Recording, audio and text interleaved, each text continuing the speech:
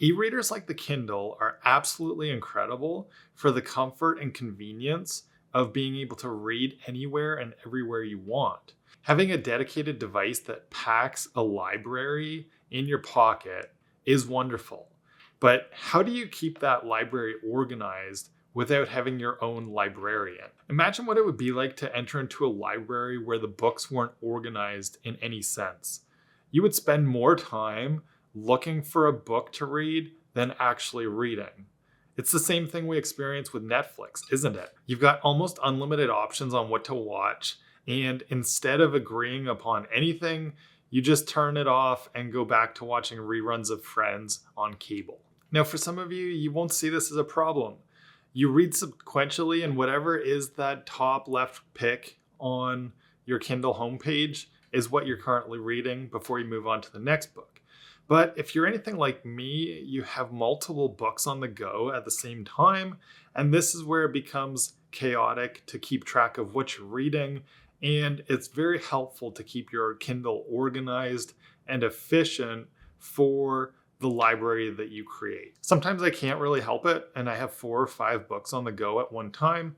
So coming up with a few rules and creating a system to keep my Kindle organized has made a big difference for me. So the first one is to treat your library page like your home page. Now, I see a lot of people complain about the homepage and the home screen of their Kindle being more advertisement than what books you actually have in your library. After the first row that is from your library, everything is suggestions on books to read. I use this library tab as my homepage at all times. So the minute that I turn on the Kindle, and if it is back on the homepage, I will immediately hit the library. As we'll talk about in a little bit, I usually keep it organized into a current reading collection. But by default, you're going to have it look like this screen, where it's your library and just books that are yours that you are currently reading. And this is how I set it up so that I see more of what's actually a book or something that's on my Kindle. It could be a newsletter or something I've sent with Readwise, or the samples and any of the books that I'm reading.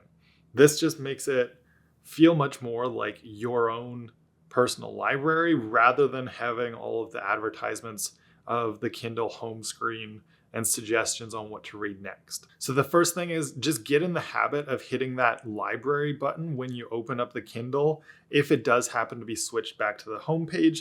But what you'll find is that if you just go back, instead of it taking you back to home, it's going to save and default to going back to the library once you're in a book. So you won't have to switch back that often.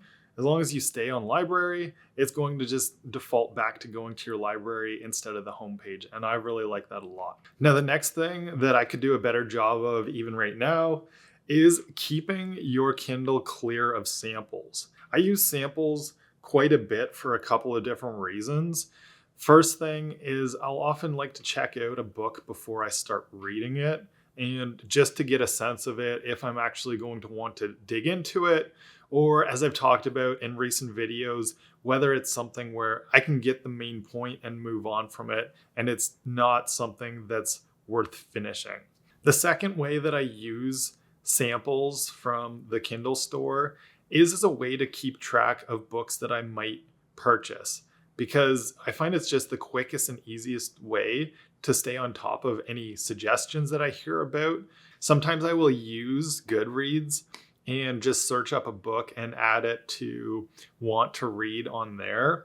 But if it's something that somebody's recommended that I really want to get into sooner, because I've got so many on that to be read list on Goodreads, is I will just download the sample really quickly so that it's somewhere top of mind on my Kindle, and that I can get into start reading it and purchase it if I want to. Now, there's also a third way that I use this trick of downloading samples onto the Kindle, and that's for taking better audiobook notes. So for taking better audiobook notes, I use the table of contents from book samples so that I can get a better sense of the structure of the audiobook. Sometimes with the audiobook version, they only give you titles like chapter 1, chapter 2, and so on. They don't actually give you the book title chapters. I found that to be fairly common.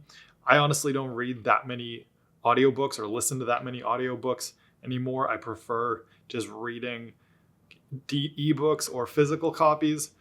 But if I am listening to an audiobook, I want to know what that structure of the book looks like. So I will go into the first few pages of the Kindle book. Right after those front cover material bits, you're going to find the table of contents in the majority of books. And then you can get a sense of what those chapter titles are and what the book structure looks like. And I'll often copy out all of those chapter titles into a note on Apple Notes or sometimes into Notion, where I'm going to then take my audiobook notes. I figured I'd share that tip since I haven't talked about it in a very long time. And if you're into listening to audiobooks, that is a really helpful thing to do. But of course, the problem then is your Kindle becomes overloaded with samples. And so I try to make sure to go in and regularly delete any of the samples, especially because sometimes I find that if you buy the ebook, or even if you check out the sample and then maybe you're going to buy it from a different source, especially now that we've got this issue with the content management with Kindle. If you want to use Calibre as your main organization source for your library and you're going to send EPUBs into your Kindle, then you're going to have 2 copies of the ebook on your device. You're going to have the sample downloaded from Amazon, and you're going to have the actual full copy of the book. As I hinted to at the start of this video, organize your books into collections, and then on top of using the library as your home screen, get used to organizing and using the collections feature so that all of your collections can stay on that home screen and you can jump into the particular books. I like to always have a currently reading one and a TBR one so that I know what I'm currently reading, what's on my to read list in my Kindle. And then some people like to have fun organizing it further into other collections. I've got a couple of those, but I don't actively go back into them. It's more so that I can stay on top of reading multiple books at once. Often I will be going back into something I've read before. Currently, I'm doing that with Cal Newport's A World Without Email. And I've also got a daily reader like The Daily Laws from Robert Greene that I'm rereading this year. Usually I also will have the Daily Stoic on the go. So very quickly it becomes, 3, 4, 5 books on the go. And instead of having all of those new things that I'm constantly adding into the Kindle, whether it's sending newsletters with Readwise or downloading samples of new books to check out, I can quickly see the ones that are the ones I'm actively reading by organizing with collections. Now, I like to stay on top of this using the desktop app primarily. I will sometimes jump in to adjusting it, on my phone or in the Kindle itself, but it's just quicker and a little more efficient to organize the collections on the desktop app. Once a week kind of keeps me on top of things, and then I can get rid of any books from the currently reading collection when I'm finished them, move them to a different collection or not bother with that so that I can just have those front and center. Now, the final tip that I have for you today is to export your book notes the minute that you finish reading a book. Most of us want to use more of what we read, to remember more, share those interesting quotes and tidbits with other people, and just be more efficient with our learning process with the books that we read. But how often do you actually go back and go through the highlights of books on your Kindle? If you're anything like me and you've got tons of new content constantly coming into your Kindle, it's very easy to forget to go back and check the highlights in those books that are way down the list. So it probably doesn't happen as much as you think it will. To fix this issue, I've gotten in the habit of immediately sending all of my book highlights and exporting them to email the minute that I'm done reading a book. Now, I use Readwise, which makes it very easy to email those book highlights to the Readwise email address that will then automatically sync it into things like Notion for me, as well as the Readwise system.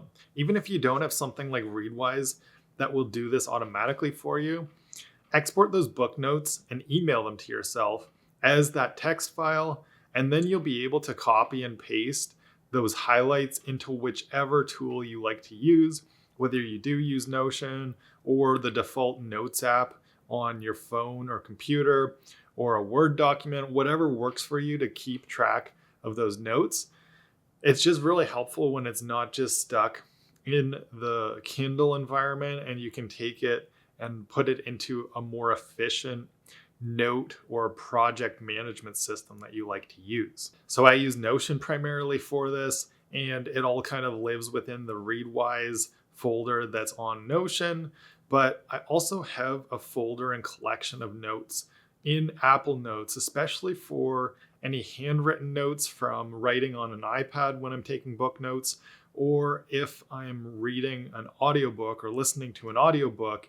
I usually do the quick notes through Apple Notes because that's the most efficient method that I've found. However you want to do it, just remember to cultivate your garden of knowledge and treat your library with the respect that it deserves. If you like this video and you want to get even more use out of your Kindle, check out this video next where I talk about how you can read PDFs on your Kindle.